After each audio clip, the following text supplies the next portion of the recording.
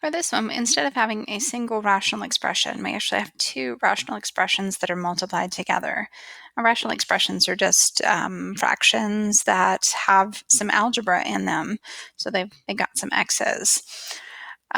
Rather than multiplying straight across like we would normally do with fractions, though, it's best to factor everything that you possibly can and then look for things that you can cancel out. So anything in either numerator that matches exactly with anything in either denominator can be crossed out to simplify this. And then once you've done that, then you can put together the numerators and the denominators. So I'm going to start by factoring. In my first numerator, there's a greatest common factor of 5. So it would be 5 times x plus 3.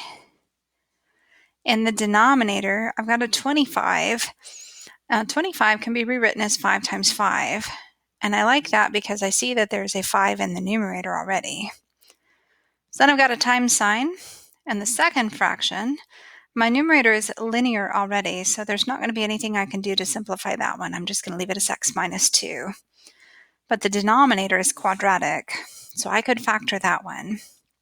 So I need things that will multiply to make a negative 24 and add to make a negative 5. That would be negative 8 and a positive 3.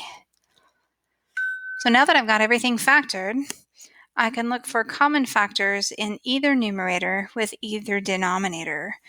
So I'm going to start with a 5.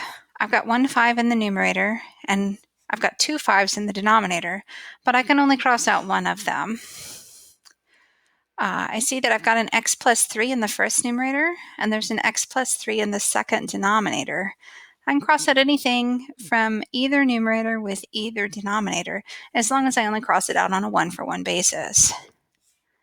Now my numerator, the only thing I have left in the second numerator there is just x minus 2. In my denominators, I've got a 5 and an x minus 8. So that means I have nothing that matches anymore. So now I could just write down whatever's left over. So that x minus 2 is on the top, so it's going to stay on the top.